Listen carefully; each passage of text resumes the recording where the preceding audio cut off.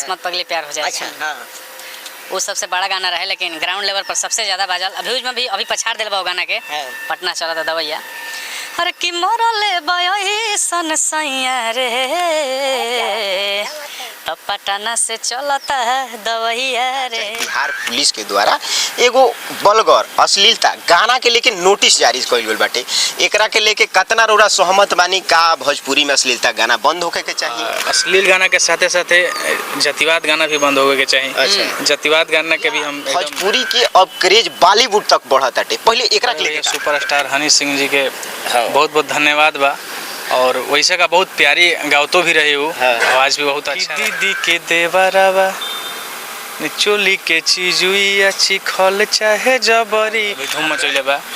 अरे कि गरमी से गिल भइल कुरुतिए राजा मजाला द लगा के धोखा करेलू आ तू त पैसे पमरेलू लगावत रहेला लोग।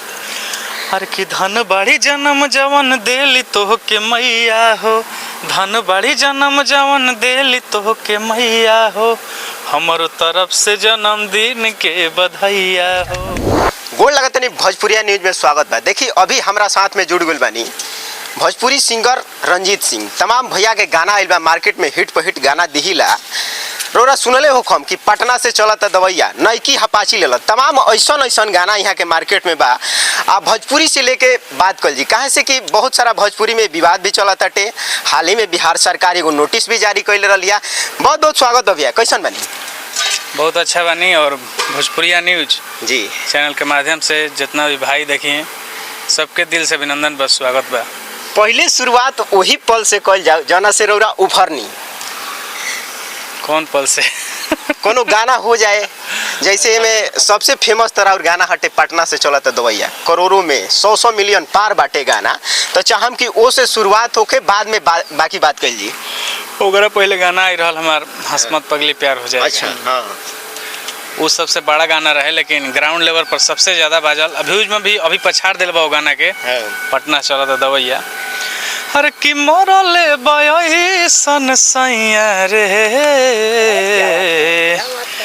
पटना से चलता है दवैया रे, पटना से चलता है दवैया रे।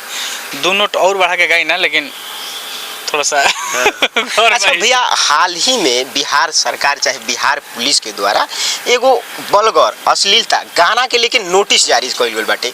एकरा के लेके कतना रौरा सहमत बानी का भोजपुरी में अश्लीलता गाना बंद होके के चाहिए, बलगर गाना रुके के चाहिए, का को हम एकरा के लेके लागू होके तब ना लागू? पहले भी और हम देखले रहे कि आई रहे खाली ये भोजपुरी खातिर और हम सब कलाकार खातिर भोजपुरी परिवार खातिर बहुत मतलब 100% बात ये सत्य बाटे। आ बहुत अच्छा बात बा। ये बंद होके के चाही, तभी मार्केट में बढ़िया बढ़िया गाना आई और बढ़िया गाना बाई तो हमने भोजपुरी और आगे बढ़ी। लेकिन दो चार गो सिंगर बाड़े जैसे में रौरा सुनले हम चंदन चंचल के नाम ढोड़ी से फेमस बाड़े, तो ये कुल सिंगर के लिए प्रति मतलब का हो भोजपुरी में जो अगर बलगर गाना बंद हो जाता तो? बलगर गाना बंद हो तो देखिए एक दो सिंगर अगर बंद कर दी है तो ओकरा जूनियर भी जितना आर्टिस्ट बाड़े सब कोई गावे लगे बढ़िया बढ़िया गाना। अच्छा, जितने बढ़िया गाना आई उतने अच्छा रही और समाज हमने के भोजपुरी परिवार और आगे बढ़ी।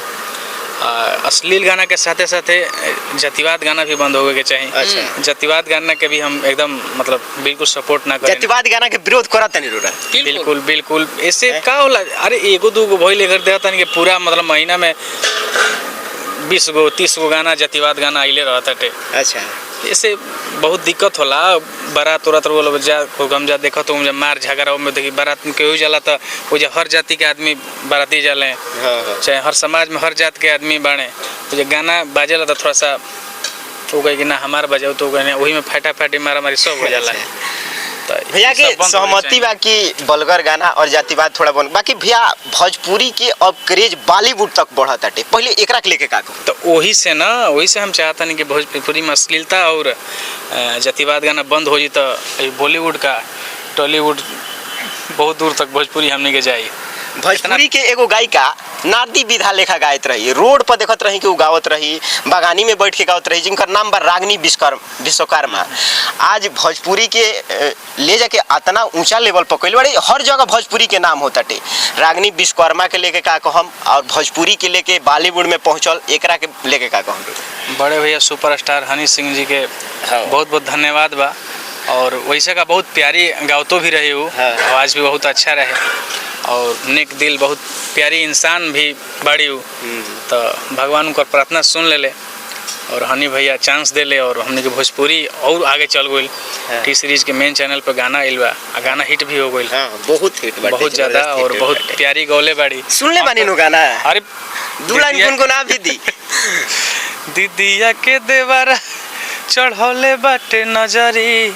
सबसे बड़ा चीज़ कि हम भोजपुरी फोक धुन के ही उठावल बाटे। तो भोजपुरी खातिर बहुत अच्छा बात बाटे कि दीदी के देवरावा चोली के चीजुई अच्छी खल चाहे जबरी। हम देखा नहीं कि उहे दू लाइनवा ज़्यादा भोजपुरी में ट्रेंड करता टे। तो खुशी के बात बा कि भोजपुरिया भाई हमारे कहीं से भी कहूँ छुपा रह बढ़िया चीज़ रहे तो उठा के एकदम गर्दा कर दी है। अच्छा भैया, और चैत के महीना आ गल बाटे, होली बीत गल, चैत में का धमाका करतानी, को गाना आवताटी, केकरा साथ में आवता? चैत में तो 2-3 गो गाना हमार नया रेडी भइल बा, अब शूट करके रिलीज करे वाला बनी जा। बाकी पिछले साल वाला हमार गाना अभी धूम मचैले बा। अरे कि गरमी से गिल भइल कुरुतिए राजा मजा ला द ए पिया खाला खाली सुरुती, ए पिया खाला खाली सुरुती, हमारे लमुरुकिए राजा मजा ला द गरमी से गिल भइल कुरुती। भैया ताल भी ध लेता नहीं। बाकी और एगो गाना चाहम कि फेवरेट हो, नैकी हापाची ले लो, इतना बाजल जबरदस्त गाना कि कहीं मत चाहम कि तमाम गाना आप सबके प्यार आशीर्वाद से अभी चलत हटे। भी नया गाना हापाची के वर्जन रौरा भोजपुरी में लेनी तक फिर अभी लेवत नहीं कि अब बंद करम ओकरा के वजह से समाप्त करत नहीं कि कुछ उभारम फिर जैसन मार्केट में चीज है हमने के वही पे तो बकुला लेखा नजर दे रहे हैं। अपाची आओ, फॉर्च्यूनर आओ, सब पे गाना अपाची आयल, फिर से जवान को दी जीजा जी, चाहे अभी ने वो गाना चलल है कि दिल लगा के धोखा करेलू तू तो पैसे पमरेलू। तमाम गाना सैड सॉन्ग भी बहुत प्यारे प्यारे गाना बड़ा सा हमारे जो आप सब प्यार देनी जा। बाकी एगो और गाना बाटे बहुत ही जबरदस्त बाजेला, बर्थडे के गाना हटे, धन बाटे जन्म दिहाली जवन मैया हो, उहो गाना चाहम कि हो जाए। जी बिल्कुल, हम तो बराबर देखते रहे ना कि भाई हमारे सब स्टेटस, फेसबुक स्टेटस, इंस्टाग्राम का स्टोरी सब जन्मदिन के आवत रहता लगावत रहेला लोग। अरे कि धन बाड़ी जन्म जवन देली तो के मैया हो, धन बाड़ी जन्म जवन देली तो के मैया हो, हमारो तरफ से जन्मदिन के बधाइया हो। बाकी जाते जाते हमारा दर्शक से रौरा का कहम? बस ये कम के प्यार दीजिए। भी गाना बहुत सारा आए वाला बा और बहुत बढ़िया बढ़िया लव सॉन्ग भी गाना, कुछ अलग टाइप के गाना तैयार कैले बन जा हमने के, बस शूट भी हो गई बा। अब बस 1-2 दिन में रिलीज भी हुई, आप लोग देखम जा रंजीत सिंह ऑफिशियल पे। तमाम कंपनी बाटे, वेब सारेगामा, टी सीरीज, तमाम कंपनी से गाना आई। अब बस आप लोग असही बढ़िया बढ़िया गाना के प्यार दे जा, जे भी जौन कलाकार के भी गाना आवे बढ़िया गाना ओकरा खुल के सपोर्ट करी जा। अश्लीलता और जातिवाद गाने से थोड़ा सा दूर रही जा आप लोग, ताकि हमने के एकदम गर्दा मचौले रही जा भोजपुरी में। बाकी भैया के बयान सुननी जा, वीडियो कैसा लागल अपन राय कमेंट बॉक्स में जरूर दे हम जा। जय हिंद, जय बिहार, जय भोजपुरी।